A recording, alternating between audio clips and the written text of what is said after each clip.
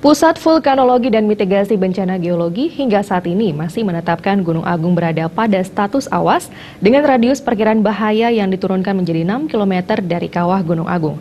Namun meski sejak Kamis kemarin radius sudah diturunkan, pengungsi dari luar radius 6 km yang mengungsi di pos UPTD Pertanian Rendang belum berani pulang atau menetap di rumah karena belum ada instruksi resmi dari pemerintah setempat.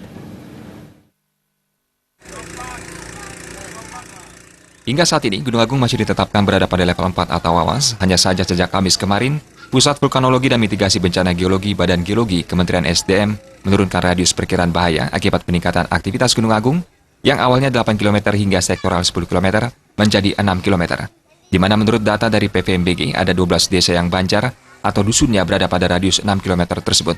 Berdasarkan penurunan radius ini, tentu puluhan ribu pengungsi yang berasal dari luar radius 6 km diizinkan untuk kembali ke rumah masing-masing.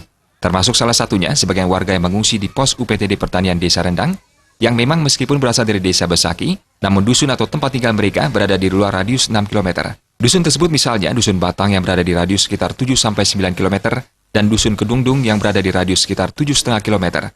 Namun meski berasal dari luar radius 6 km, pengungsi yang berasal dari dusun tersebut hingga Jumat pagi mengaku belum berani pulang atau menetap di rumah karena belum ada instruksi resmi dari pemerintah setempat, baik Lian Banjar, kepala desa maupun camat. Mereka mengaku akan pulang setelah ada instruksi resmi, namun tetap akan waspada dan kembali ke pos pengungsian ini ketika situasi kembali darurat. Batang dari 7 sampai 9.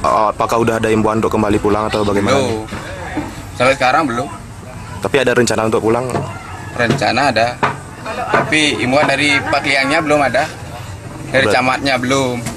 Berarti pulang kalau sudah ada himbauan? Ya, belum ada arahan dari kleannya. Samping itu masih ada kekhawatiran nggak Pak kalau pulang misalnya? Ya masih, tadi kan sudah anunya kan besar masih tadi. Ya, asapnya itu tadi itu masih ada yang rasa takut itu masih ada. Tapi ya bagaimana lagi memang. Kalau di tempat Bapak berapa kilo tuh? Kalau dari desa saya di Kedundung itu 7,5.